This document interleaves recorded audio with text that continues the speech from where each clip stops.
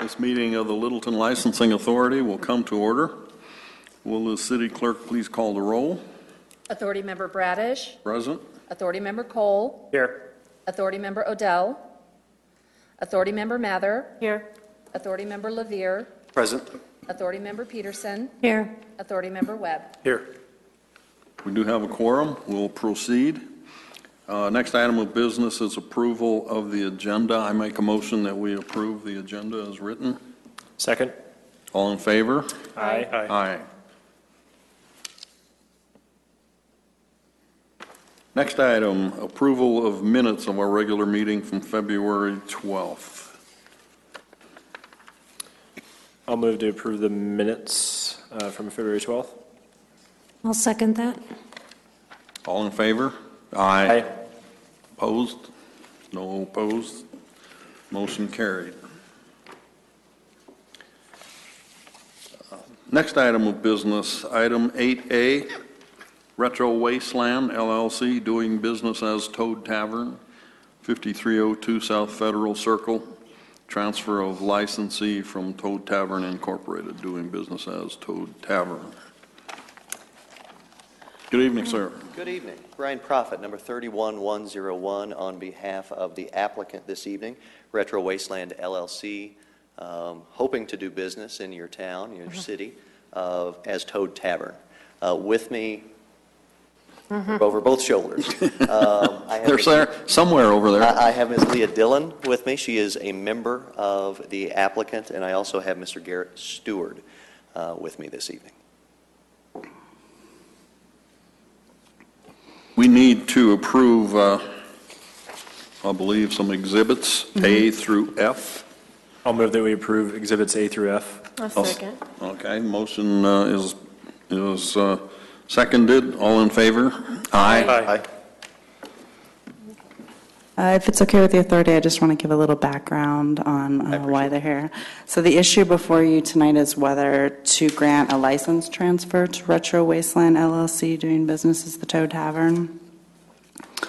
The issue of concern is with the applicant's criminal history, and a summary memorandum from the Littleton Police Department was attached to the communication. The following requirements are necessary for issuance of the license notice. We do have in the exhibits the posting affidavit, posting a premises affidavit, and the notification to the applicant.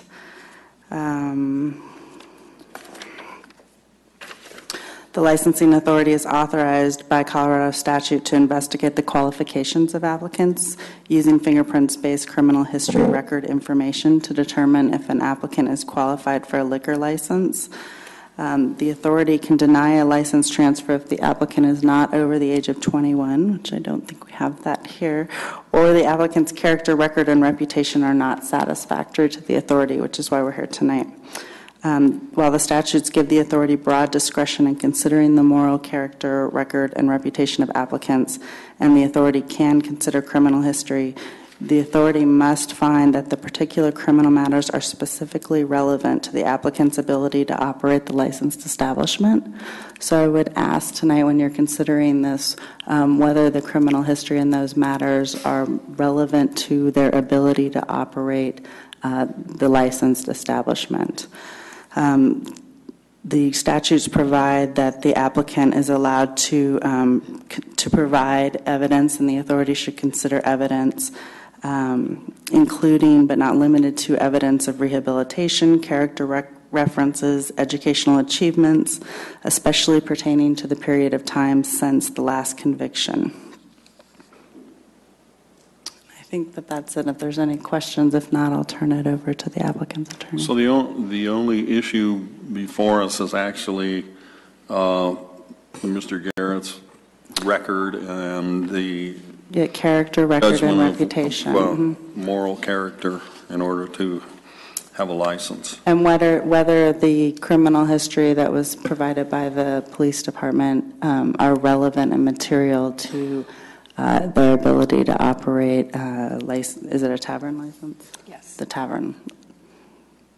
Counselor, I think you can proceed. We're prepared to do so. Thank you for the opportunity to come here this evening introduce ourselves and be heard by this authority. I would, well, as a bit of opening, and thank you for that introduction. She kind of stole some of my thunder regarding what we're here for this evening. But my understanding is, and we brought both members here this evening, but I understand that the licensing authority's concerns, to the extent that you may have any concerns, have to do with Mr. Stewart's criminal history, his moral character, reputation, and those matters. So I will have Mr. Stewart answer some questions. Of course, when I'm done, if you have questions of either Mr. Stewart or Ms. Dillon regarding the operation of the Toad Tavern or anything, of course you'd have that opportunity. But again, it's my understanding we're really here today to talk to Mr. Stewart. So at this time, I would call Mr. Stewart and ask for him to be sworn. I'm assuming you. Before we proceed, Counselor, it's our process now to swear witnesses before they testify. So Yes. if you take a moment, Mr. Stewart, do you swear or affirm that the testimony you are about to give before this authority is truthful? I do. Thank you. Here, why don't you step in here? Sure. It's a little tight. You may proceed. I do. I got that first one. I really got that second one. Mr. Stewart, can you state your name and spell your last name for the record, please? My name is Garrett Don Stewart, S-T-E-W-A-R-D. And Mr. Stewart, you are a member of the applicant here this evening, is that right? That is correct. And the applicant's been issued a temporary license to operate, is that right? That's right. How long have you been operating the Toad Tavern? Since December 13th, 2013. During that period of time, have there been any incidents or any issues with the operation of that tavern? There have been 2 issues. Can you tell us about it? Yes. The auto parts store next door, one of their delivery guys backed over the gas line. So we contacted the fire department and evacuated the building. And then Excel repaired the gas line. And that's essentially that. We called the non-emergency number on that one. The other incident was their daycare adjacent to our property had its alarm going off at around 9 p.m. And, odd for a daycare. So we called, again, the police non-emergency number and had them send a unit out. I'm not sure what the outcome on that was. Maybe it was a poor question. Have there been any issues inside the tavern? No, other than that, No contact with police other than the 2 incidents you've described? no, none whatsoever. Okay. And during that period of time, tell us about the operation of the tavern. Tell us just kind of what you do there. Okay, well, every morning we go in and take a look at the place. We've been doing some minor renovations. We redid the bathroom floors, made them look really nice, and we've been working on the kitchen. There was trying to get things transferred through Tri-County Health has been our major project for the last couple months. However, generally speaking, in the morning we count the money, return whatever money to the safe, or of course make our deposits. From there, we talk about what we want to do with the employees, what kind of training issues we might be having, or things like that. We set up a meeting with whoever might be coming on shift and discuss how the day's going to go. Most of our business is done through large shows like concerts. So in that sense, we like to get them prepared. And so that's our primary function. And then we manage. So we essentially just try to prevent any major problems from occurring and support our staff. Would you say business has been successful since the initial transfer temporary license was issued? Yes, very. Since our purchase date, sales have gone up and we've been profitable, which is extraordinary for such an early purchase. Toad Tavern is current on their taxes That's correct. to both the city and state. Correct. Now, so we've talked a little bit about the operation of what's going on out there and how successful you've been. Let's now talk a little bit about your criminal history, which I imagine is one of the reasons that we're here today. First of all, where are you from? I was born in Aurora, Colorado. And are you a lifelong Colorado resident? Yes. Tell us a little bit about your education. Well, I went to Bellevue Elementary and Cherry Creek schools, and then proceeded to I did private Christian schooling when I did middle school. I attended Eagle Crest High School and graduated. Then I attended Aurora Community College in DeVry in Arizona. But that's essentially my educational history. And the criminal history report that both was pulled by the City of Littleton and which we discussed.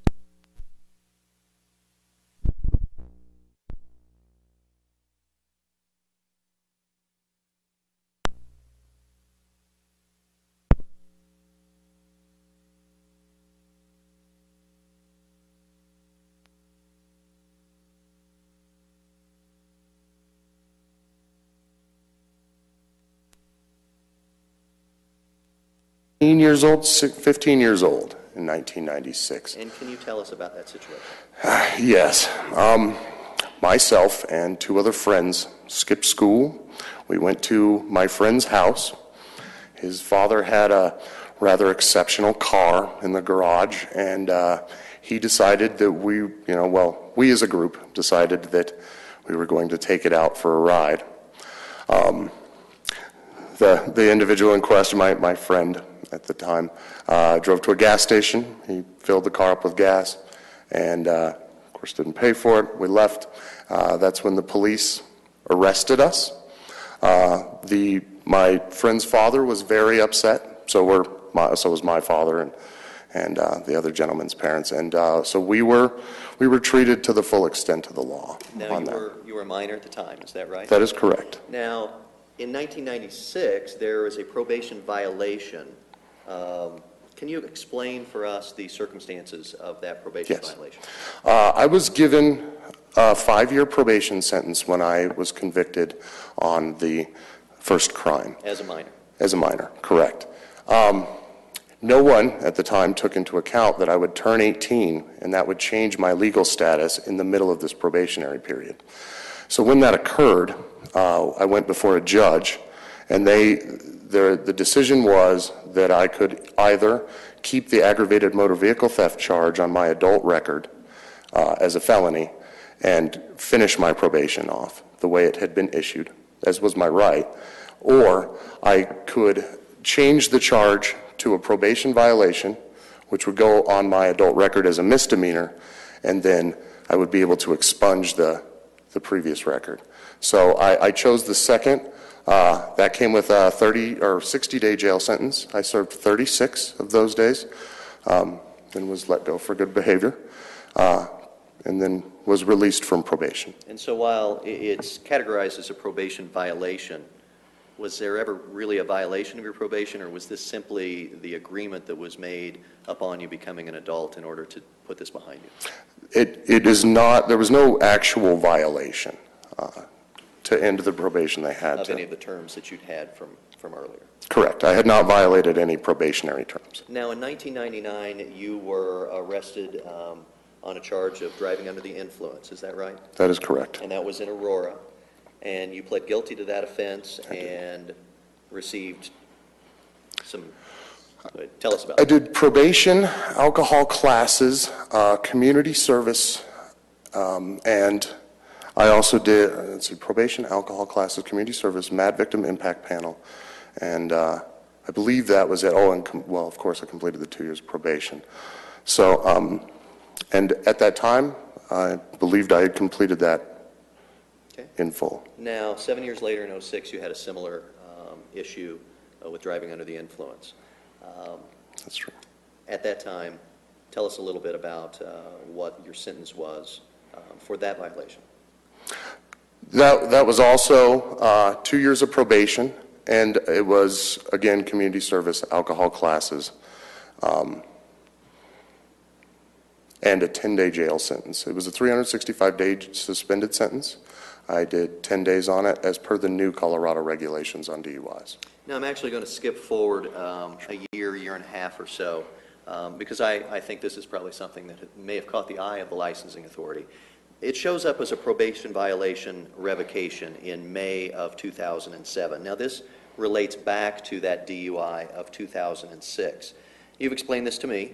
It admittedly is a little confusing, certainly on paper. I think maybe it even was to the judge. Can you tell us the circumstances of being back in front of the judge there in an effort to finish your probation terms? Yes. My first judge for that DUI was Judge Schwartz. And Judge Schwartz set up my probationary requirements. At that time, private companies were doing probation for Colorado. It was a company called RMOMS. They went bankrupt.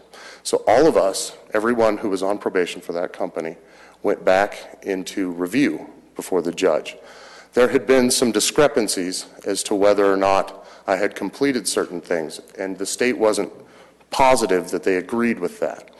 Judge Benchy, the new magistrate, changed the structure of my probation.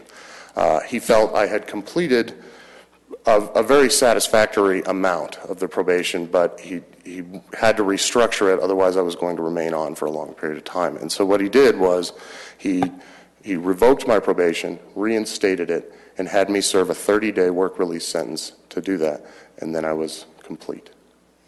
And I think your criminal history actually shows an arrest during that period of time. Were you physically arrested, or what actually happened? So I actually received a citation for driving without a license, but I had not been driving without a license. I didn't have it on me, but I had a license at the time. I went in to go to court. My court date was 1:00 p.m. As per. Is that what we're talking about? Yeah, we're jumping back a little bit. Oh, so I do want I'm to sorry. talk about that quickly. That was the one I'm thing not we attempting skipped. to confuse you guys, and I know And I'm sorry to confuse you. But no, I'm back on this final probation violation revocation. Okay. And it had showed an arrest there. Were you in fact arrested, or did you appear I was voluntarily? not arrested on that. That was a voluntary appearance in court. And this was because your probation company had gone bankrupt, is that Correct. right?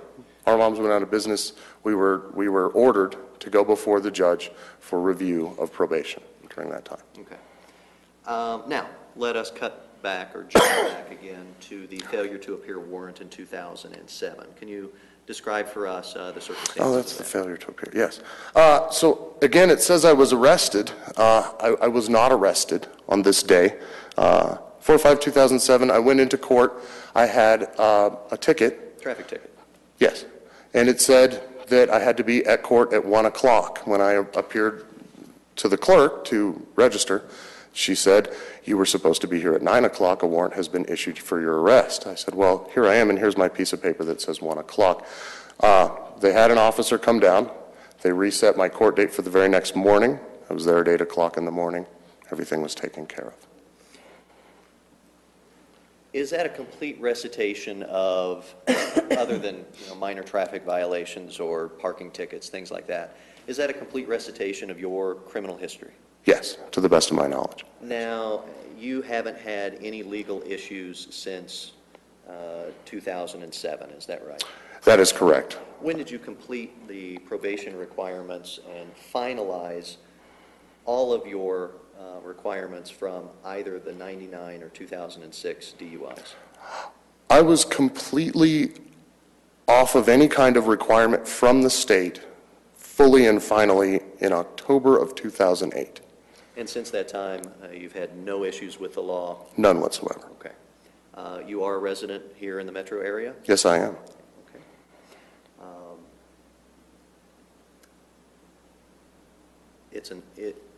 It's a terrible and open question for you, but is there anything else that you would like this licensing authority to know before they may ask you questions regarding your desire to own the Toad Tavern or about you and your past? I mean, I don't have anything in particular. I do appreciate this council's time and for the opportunity to come before you to attempt to do business in your city. At this time, I'll make Mr. Garrett available for any questions you may have of him. Mr. Garrett, the DUI you had in 2006, were you actually intoxicated? Did you blow close to the legal limit or way over it, or? I was over the legal limit. I believe by about 0.2, or well, no, 0.02. I apologize. I believe the legal limit's it's 0.08 right now, right? Mm-hmm. And so, yeah, I was about a 0.1. So for the 2006, I believe. So yes, I was intoxicated. Were you in a bar, or were you in several bars? In 2006, I had been, yes, at a bar. I had drank and then was driving, and I was actually, ironically enough, hit by a drunk driver. And so at that point also received a DUI. Was, you may not know this, but I'm curious, the bar that you drank in, were they charged with over-serving? Or? I do not believe they were. The officer involved did not ask if I had been to a bar. Was it in the city of Littleton? It was not. Mr. Stewart, thank you for being here. Thank you, sir. And I don't ask this question lightly, but do you still drink now? I have occasionally imbibed alcohol. Generally speaking, when that happens, that's, are you familiar with a straw taste? No. When you make a cocktail at a bar as an employee and you don't want to ingest alcohol on a large scale, you do a straw, you tap your finger on the straw and drop it in your mouth. That's generally where alcohol is touching my lips. There, you know, on occasion, say for Christmas or at a dinner, I might have a beer. I still do love beer, but I'm nowhere near the drinker that I used to be. But yes, to answer your question, yes. Aside from testing, do you drink at your establishment? I do not, no. In fact, that's a rule with both of us, that we not drink in our place of business. And our philosophy there was, you know, you go to anywhere else, you don't drink before you go to work, you know, so. After your 2 DUIs, you took alcohol classes. Correct. And then on your resume, it says that you were a certified liquor control officer. So, Because I'm a certified liquor control officer. Well, actually, I was for Arizona, state Arizona. I did. what was that? Liquor control in Phoenix. It was an additional class I could take in regard to my guard card, and at that time it was a good 2 years after my second DUI. They did not have any type of requirement for that aside from passing an initial background check, and I did. So there wasn't tips training or, you know? It was. anything? It's very similar to TIPS Okay. training. It's not the same as the Colorado version. It's a little bit different. Arizona law, liquor law, is slightly different than Colorado's as well. So you have had some training and education and serving alcohol and the legalities and... Yes, quite a bit. I find in any person's life problem, they need to be proactive. And what is your role at My the role? Toad? Because it says that Leah, Miss Dillon, is the manager. So what is your role? Well, primarily we've divided our efforts. She mostly takes care of the bartenders and cocktail folk, and I mostly run the kitchen and work with the door staff. But, you know, it's not a fully cleared division of labor. We, you know, take on each other's tasks as much as we can to help each other. Mr. Stewart, thank you for appearing. Tell us a bit about the door staff and your security arrangements and ID checking at the door, if you will. Yes, sir.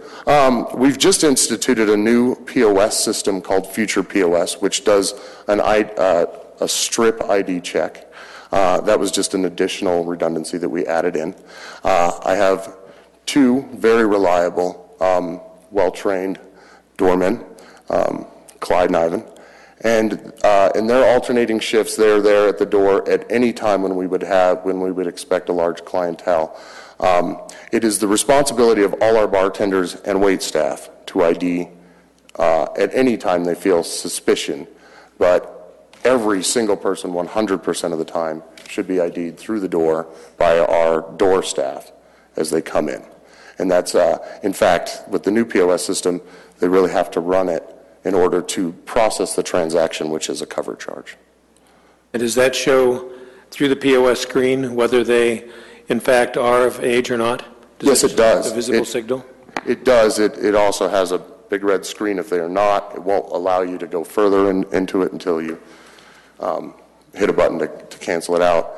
And then on top of that, all that information is maintained in a database that's off-site on the cloud, so that at any time, Littleton Police Department could come in and request those numbers, and we could show them. So yes, to answer your question. Have you seen uniform officers conduct checks from time to time over the past 2 months? I have not seen any particular check. There has been a presence of Littleton PD periodically. I'll see them, maybe roll through the parking lot or come slowly down Federal Circle. But I have not seen them come in the building yet. And can you give us an estimate of how many times you turn an underage patron away or deny service to an intoxicated patron? Denied service to an intoxicated patron has happened once that I know of. We have decided this person was too intoxicated. That person left in a cab.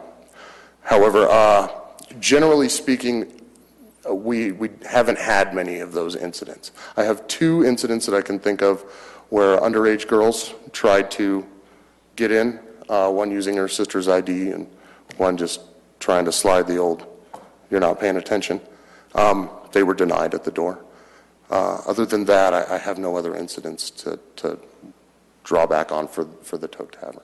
Those of us who know something about the Toad know that it's marketed as a new music venue. Correct. Is that your intention to operate the business as a new music venue, as a concert venue? Yes, much like the Paramount or the Gothic theaters or the Ogden, maybe on a smaller version.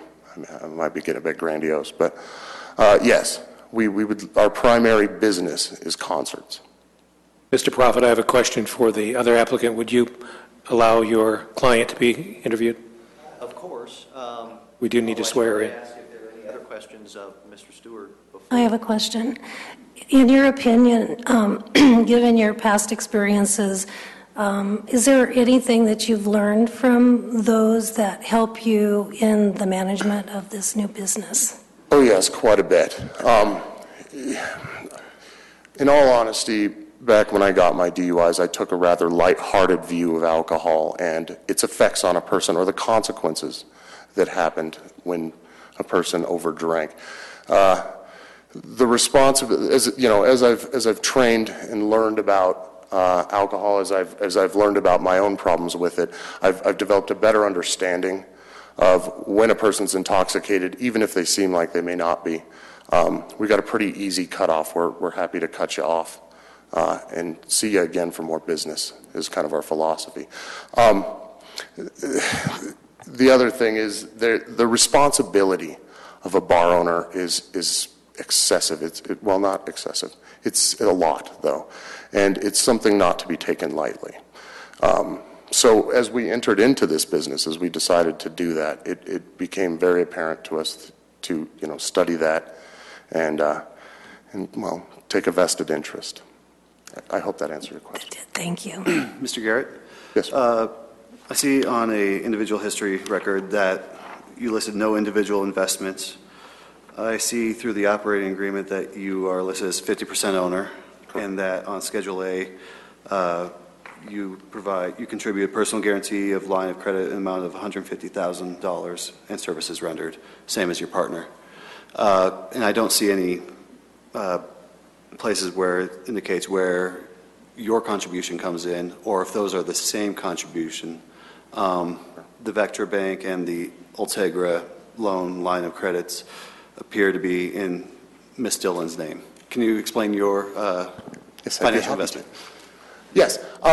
The primary monetary investment that happened for us to buy the Toad Tavern came from Leah. So we set up with Mr. Prophet's office a loan that Retro Wasteland had taken out from her to purchase that, as we're co-owners. And so I am wholly responsible for 50% of the cost of the business in terms of a loan that I am currently paying to Ms. Dillon. Does that help? Yeah. Anyone have any more questions for Mr. Stewart? I'd like to be finished with him before we get to Ms. Dillon. I think we're finished for now. Thank you, sir. Thank you very much. I would like to say I appreciate your honesty in reporting all of this stuff up front. We knew that you did. We took note of that.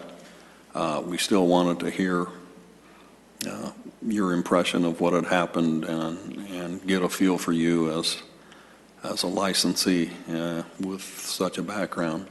So we can move on to Ms. Dillon, if anyone has questions for her. Ms. Dillon, do you swear or affirm that the testimony you're about to give before this authority is truthful? I do.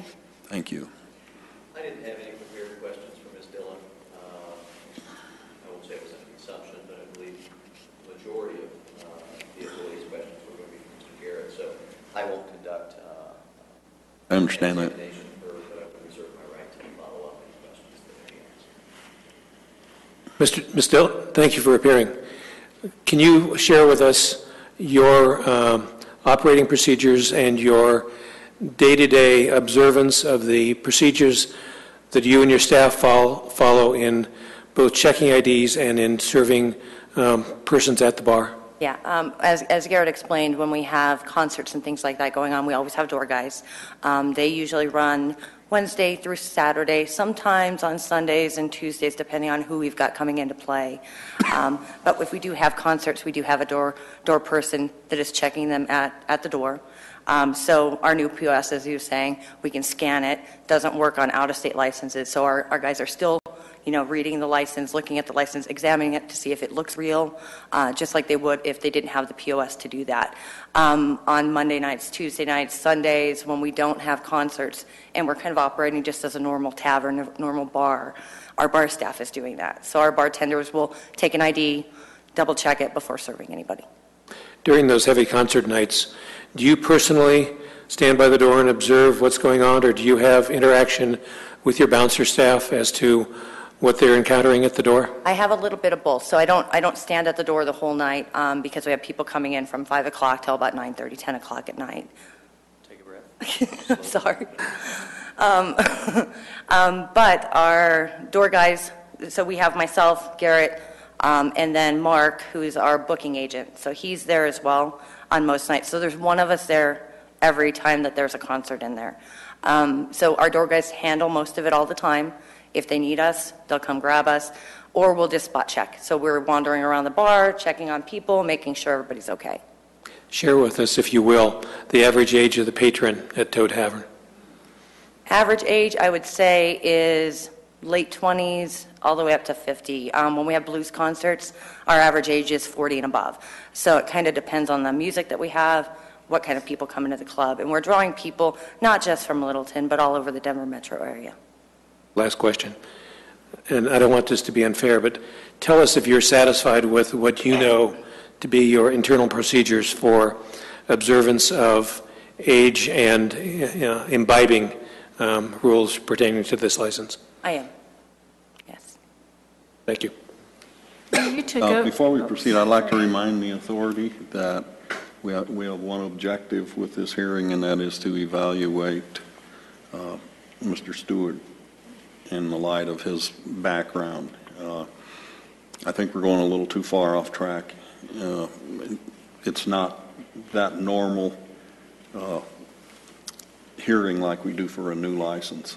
It's been established, other than questions about his background, that they are qualified to assume this license. So,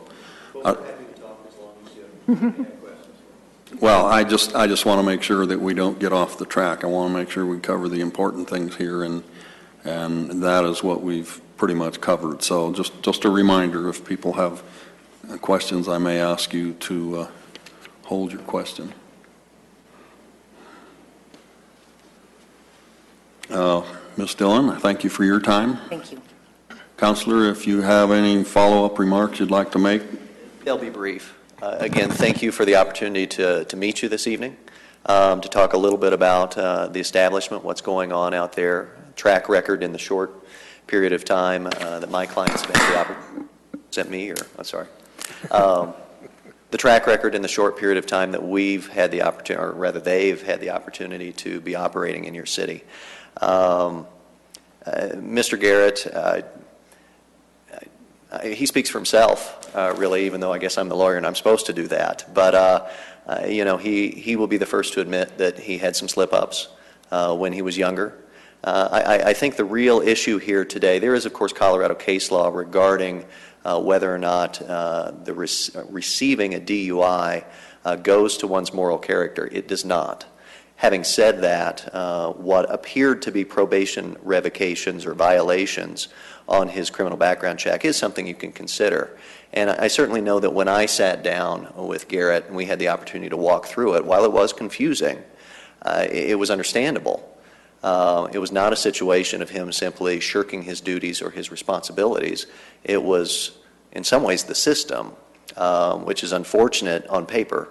But again, I'm glad we had the opportunity for you to be able to ask those questions of him this evening. I think that both the operation thus far out there, as well as, you know, the explanation of what he's done in his past, his everything that shows up on his resume, his individual history record, whatever you want to call it, regarding educational experiences, what he's done with his life, and the manner in which he has remained, I started to say above the law. That's certainly not the right thing to say, but out of trouble for the last many years, about 6, I think, shows an honest effort at rehabilitation, pulling his life together. And at least in my experience, I believe that he is very serious about wanting to operate this establishment in the city of Littleton in a responsible, respectful, and legal manner. And so I would simply ask this authority to approve this transfer. Again, thank you for your time this evening and for the opportunity for us to meet you and talk a little bit about what it is that they are hoping to do. Thank you. Thank you. Among the authority members, any discussion on this matter? All my questions have been, Yeah, I don't see, excuse me, I don't see anything based on what we've heard tonight that would keep me from believing that we ought to issue the license. I'm totally satisfied with the responses to the history that we've heard tonight. I don't see anything in this that I'm still concerned about. So I'm inclined to go along with the transfer. I'm going to make a motion. I move that the public hearing be closed and that the license transfer application from Retro Wasteland LLC, doing business as the Toad Tavern, 5302 South Federal Circle, Unit A, Littleton, Colorado, be approved based upon the following findings of fact: that notice of the hearing was properly posted and provided to applicant, and that the applicant is a person of satisfactory moral character, record, and reputation. second that. City Clerk, would you poll the authority, please? Authority Member Bradish? Yes. Authority Member Cole? Yes. Authority Member Mather? Yes. Authority Member Levere? Yes. Authority Member Peterson? Yes. Motion is carried. Mr. Stewart, congratulations on being found to be a person of good moral character. Thank you for your time. Thank you for your honesty. Best luck in your new business. I hope you're successful, and I hope this is the last time we see you in this room. Sure, in this room, I hope you all come by. Thank you very much. Thank you. Thank you. Thank you. I believe that is the last indicated item of business on the agenda, other than reports. Do we have any staff reports? I just wanted to update the authority that there is a ordinance in front of council. It's on second reading next Tuesday, and it would change our definition of minutes to provide that our minutes will be our video record. And it's to help with the amount of time that staff spends preparing written minutes. We also feel that the video record is a more accurate and complete record.